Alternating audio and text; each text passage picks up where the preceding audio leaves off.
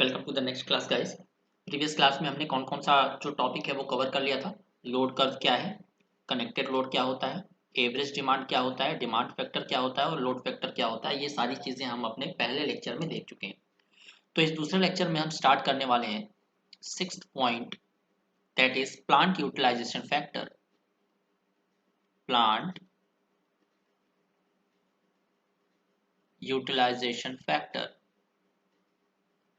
Plant utilization factor क्या होता है, इसको शॉर्ट में PUF भी बोला जाता है।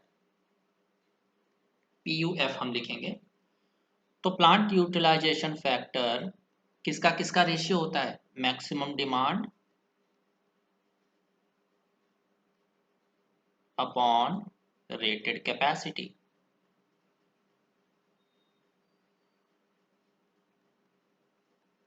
और sorry, plant utilization factor PUF, plant utilization factor का जो रेशियो होता है या जो प्लांट यूटिलाइजेशन फैक्टर होता है वो हमेशा 1 से कम होता है। रेटेड कैपेसिटी ज़्यादा होगी, ऑब्वियस सी बात है, मैक्सिमम डिमांड से। तो एक पॉइंट लिखिएगा, plant utilization factor must be close to 1 so that we utilize the power plant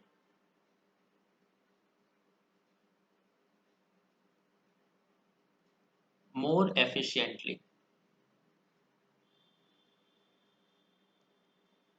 plant utilization factor जो है वो 1 से कम होता है, ये तो हमने देख लिया, क्योंकि रेटेड कैपेसिटी मैक्सिमम डिमांड से हमेशा ज़्यादा होगी।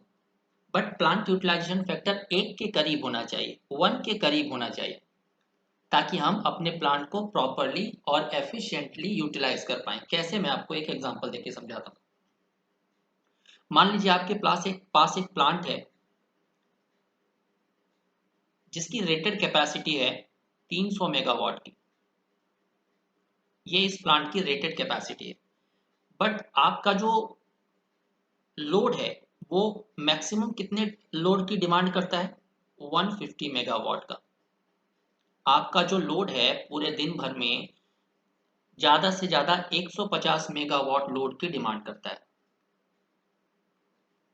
तो ये हो गया मैक्सिमम डिमांड और ये क्या हो गया? Rated capacity. मतलब 300 मेगावाट तक का लोड हम इस प्लांट से सप्लाई दे सकते हैं, बट हम कर कितना रहे हैं यूज? 150 ओनली। मतलब हमने 300 मेगावाट का प्लांट बेकार में लगाया। यहाँ पे जो एक्स्ट्रा खर्च हुआ है ये बेकार में खर्च किया है हमने, क्योंकि 300 मेगावाट प्लांट का हम कितना यूज कर रहे हैं? सिर्फ 150 मेगावाट, राइट। तो हम ये चाहते हैं कि मैक्सिमम, जैसे 300 मेगावाट का प्लांट है आपका, तो जो मैक्सिमम डिमांड है वो कितना होना चाहिए? 280, 270, मतलब 300 के आसपास हम पूरा का पूरा यूटिलाइज करें उसे। तो ये होता है plant utilization factor, sixth part. Seventh part अब हम देखते हैं क्या है, प्लांट फैक्टर क्या होता है। सेवेंथ, अब देखिए, प्लांट यूटिलाइजेशन फैक्टर अलग होता है, प्लांट फैक्टर अलग होता है। प्लांट फैक्टर, अब प्लांट फैक्टर को कैपेसिटी फैक्टर भी बोलते हैं,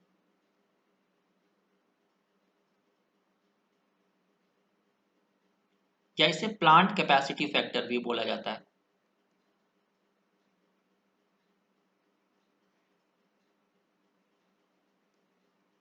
तो ये तीनों में से किसी नाम से आपसे पूछा जा सकता है।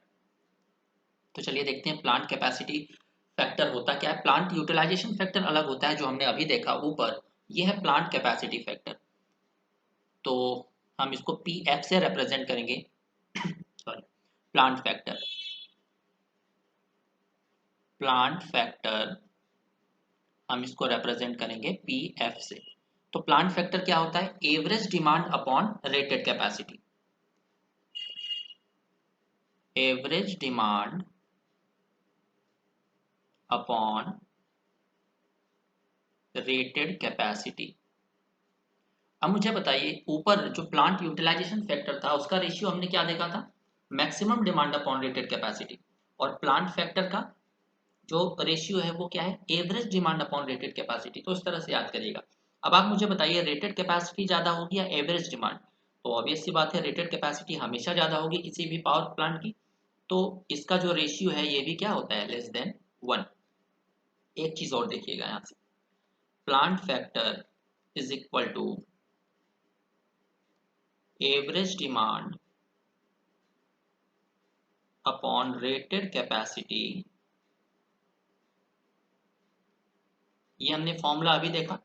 अगर हम इसमें मैक्सिमम डिमांड का डिवाइड मल्टीप्लिकेशन और डिवीजन कर देते हैं, मैक्सिमम डिमांड से मल्टीप्लाई हमने कर दिया इस रेशियो को, और मैक्सिमम डिमांड से ही क्या कर दिया, डिवाइड कर दिया, तो कोई फर्क नहीं पड़ेगा।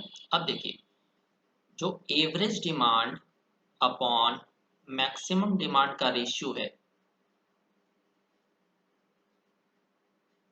राइट। अब हमें दो रेशियो मिल गए यहाँ से, एक तो average demand upon maximum demand, दूसरा rated capacity upon maximum demand,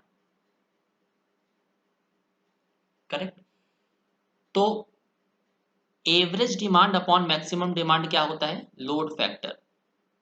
black वाला जो बॉक्स मैंने बनाया है इसे लोड फैक्टर बोला जाता है, कल हमने पढ़ा था इसके बारे में। तो प्लांट फैक्टर का एक और फॉर्मूला निकल के आ गया यहाँ से, plant factor is equal to load factor multiplied by maximum demand upon rated capacity.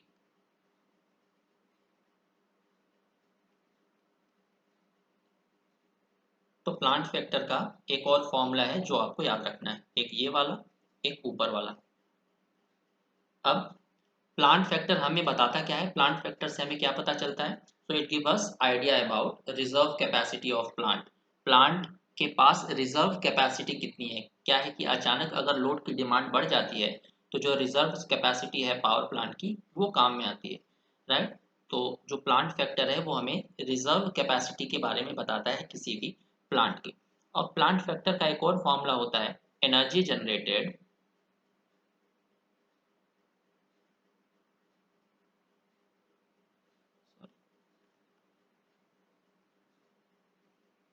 Energy generated divided by maximum energy। Maximum energy कोई भी पावर प्लांट कितनी जनरेट कर सकता है, और दैट इज मैक्सिमम एनर्जी, और एनर्जी जनरेटेड यानी कि मैक्सिमम वो कितनी कर रहा है। तो एक तीसरा फॉर्मूला आपको याद रखना है। आठवां जो हमें याद रखना है वो हम देखते हैं सर्विस फैक्टर क्या होता है। जेई लेवल एग्जामिनेशन में आपके एक भी क्वेश्चन इससे गलत नहीं होंगे, राइट, क्वेश्चंस भी मैं करवाऊंगा अभी। सर्विस फैक्टर,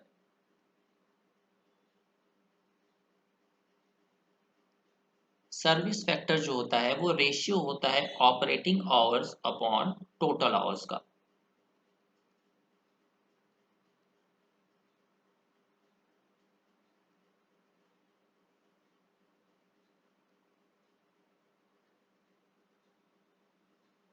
राइट, जैसे टोटल आवर्स अगर हम एक दिन का सर्विस फैक्टर निकालें तो एक दिन में कितनी देर जो प्लांट है वो चालू रहता है उसको ऑपरेटिंग आवर्स बोलते हैं। टोटल एक दिन में कितने घंटे होते हैं वो टोटल आवर्स में आ जाएगा। इससे हम सर्विस फैक्टर निकाल सकते हैं। नाइन्थ जो हमें पढ़ना है वो होता है plant use factor. Plant use factor, अब तीनों चीजों में कंफ्यूज मत होइएगा। एक हमने देखा था प्लांट यूटिलाइजेशन फैक्टर जो होता है maximum demand upon rated capacity. दूसरा होता है प्लांट फैक्टर जो होता है average demand upon rated capacity.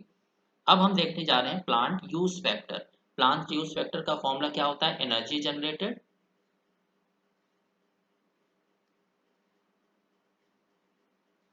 Energy generated divided by capacity of plant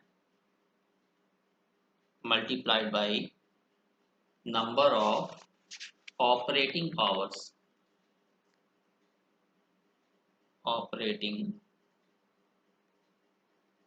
hours। अगर कैपेसिटी आप बढ़ाते हो तो प्लांट यूज फैक्टर कम होगा, एनर्जी जनरेटेड बढ़ती है तो प्लांट यूज फैक्टर बढ़ेगा। यहाँ से आप जो रिलेशन है वो निकाल सकते हो। 10th हम देखते हैं क्या है। 10th हमें देखना है रिजर्व कैपेसिटी क्या होती है, ये आपको पता होना चाहिए। 10th will be reserve capacity.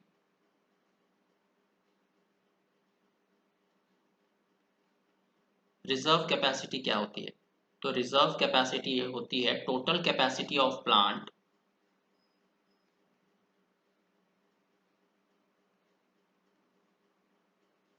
Minus maximum demand. मैंने आपको क्या बताया था कि मान लीजिए हमारे पास कोई पावर प्लांट है जो कि 300 मेगावाट का है। इस प्लांट की टोटल कैपेसिटी 300 मेगावाट की है, बट एक दिन में मैक्सिमम हमें कितने डिमांड की जरूरत पड़ती है? 150 मेगावाट की, राइट। तो हम बोल सकते हैं कि यहाँ पे 150 मेगावाट हमारा रिजर्व है। मतलब हम चाहें तो 150 मेगावाट तक का एक्स्ट्रा लोड हम सप्लाई कर सकते हैं, ये होता है रिजर्व कैपेसिटी। 10th हम देखते हैं क्या होता है। 10th होता है loss factor. Loss factor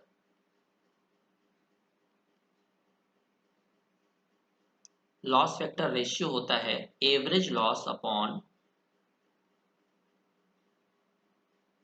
average loss कितना होता है divided by loss at peak load. Peak load यानी कि मैक्सिमम डिमांड। तो जब मैक्सिमम डिमांड को सप्लाई करने की बारी आती है तब कितना लॉस होता है, और नॉर्मली या एवरेज सारे टाइम को मिला के एवरेज कितना लॉस होता है, इसका जो रेशियो है उसे लॉस फैक्टर बोलते हैं। 11th है कोइंसिडेंस फैक्टर, सॉरी 12th है कोइंसिडेंस फैक्टर। कोइंसिडेंस फैक्टर, तो कोइंसिडेंस फैक्टर क्या होता है? 1 upon diversity factor,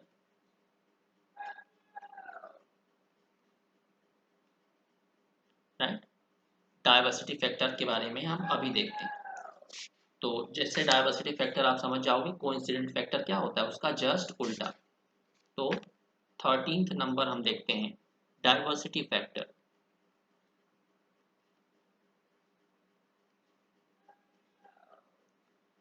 diversity factor हमें क्या बताता है? डाइवर्सिटी फैक्टर हमें बताता है how diverse our load is. How diverse our demand is. जो लोड की डिमांड है वो कितनी ज़्यादा डाइवर्स है उसे बोलते हैं डाइवर्सिटी फैक्टर। मैं आपको अभी एग्जांपल लेके समझाऊंगा। तो डाइवर्सिटी फैक्टर डी एफ हम रिप्रेजेंट कर रहे हैं sum of individual maximum demand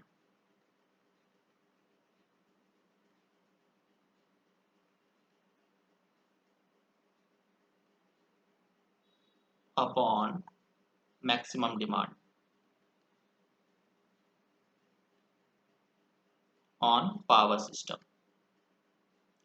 या सीधे आप सिर्फ इसे मैक्सिमम डिमांड लिख सकते हो या पावर स्टेशन लिख दीजिए, कोई प्रॉब्लम नहीं है। Maximum demand on power station. तो अब इसका क्या मतलब है? अब देखिए, अगर हम अपने 24 घंटे को 4 पार्ट में डिवाइड करें, एक एग्जांपल लेके समझाता हूं मैं। Let us divide our 24 hours in 4 part, right. पहला टाइम ले लीजिए 12 बजे से 6 बजे तक का। दूसरा ले लेते हैं 6 से 12 तक का। फिर 12 से 6 बजे तक का। फिर शाम को 6 से 12 तक का। ये 4 टाइम हमने ले लिया। ये 12 AM है यहाँ से, ये 12 PM पे ख़त्म है। 24 घंटे का टाइम को हमने 4 भाग में डिवाइड कर लिया। अब 12 से 6 बजे तक जो मैक्सिमम डिमांड है मान लेते हैं वह 50 मेगावाट। 6 से 12 के बीच में 200 मेगावाट। 12 से 6 के बीच में 100 मेगावाट। और 6 से 12 के बीच में भी है 100 मेगावाट। तो अगर हम इंडिविजुअल मैक्सिमम डिमांड निकालें,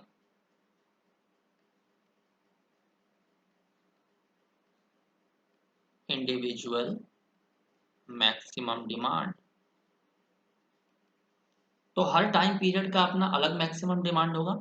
मतलब 12 से 6 के बीच में हमें मैक्सिमम 50 मेगावाट की ज़रूरत है, 6 से 12 के बीच में 200 मेगावाट की। तो अगर इंडिविजुअली सबको हम ऐड कर दें तो हमें इंडिविजुअल मैक्सिमम डिमांड मिल जाएगा।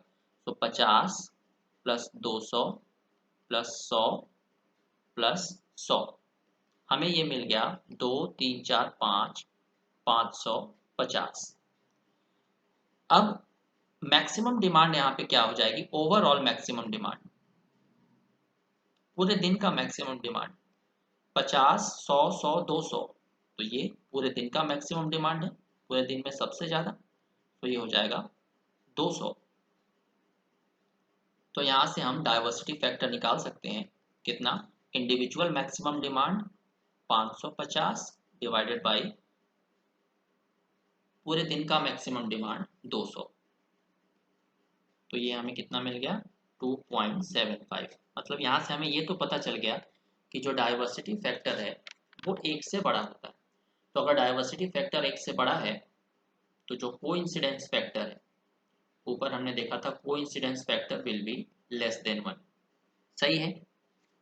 अब चलिए थोड़ा सा चेंज करते हैं, दूसरा केस लेते हैं। सेम वही टाइमिंग रहेगी, बस